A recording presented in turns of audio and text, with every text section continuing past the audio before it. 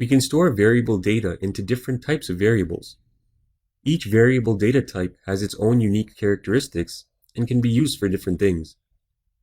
In this lesson, we'll explore the following data types: string, integer, float, array, null, Boolean. We'll explore the object data type in the next lesson. In our first example, we've declared a variable x and assigned the value hello world. This is an example of a string variable because the value is a sequence of characters. We can declare a string variable using single or double quotes. Variable x is enclosed in double quotes, and variable y is enclosed in single quotes. The value is identical and the output is also identical. We've used the echo statement to output the value of variable x and the value of variable y. We can see the output is the same. An integer data type is a non-decimal number. There are certain rules for an integer. An integer must have at least one digit. It cannot have a decimal point. It can be either positive or negative. And integers must be specified in one of three formats: decimal, hexadecimal, or octal. In this example, we've declared a variable called num as an integer with a value set to 6,000. Notice that the value is not enclosed in quotes. Integer variables do not require quotes. Next, we've used our var dump statement to output the data type and value.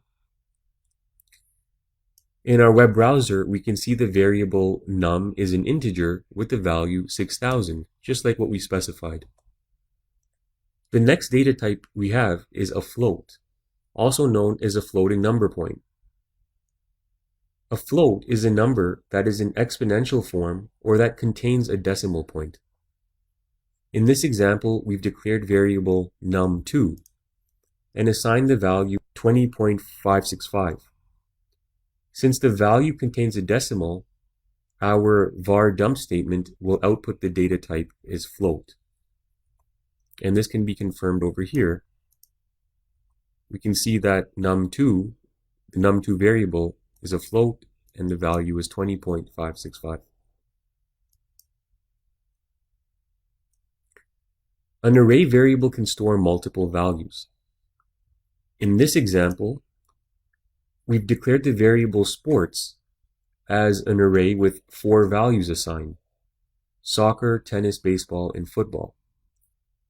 Using our var dump statement, we can output each value in the array. We'll be working a lot more with arrays later in this course, but for now you can see that with var dump, it specifies that the array size is equal to 4. We can see each index number in this array, 0, 1, 2, and 3, and its corresponding value. And the values are what was specified in our array. So if you find that confusing, don't worry, we will be working a lot more with arrays later on. The PHP null value is a data type that can only have one value, null. The null value type means the variable has no value assigned to it. We can also empty the value of an existing variable by setting the variable value to null. In this example, we have the variable color with the value assigned initially to blue. We can empty this value by setting the variable to null. So you can see that when we use the var dump statement, it outputs the value null because we've converted the value blue for the variable color into a null value. A Boolean variable can only hold 2 values, true or false. Booleans are used primarily in conditional statements such as if statements, else, and else if. We'll be exploring conditional statements later in this course, but as a general rule, the following values would be considered false.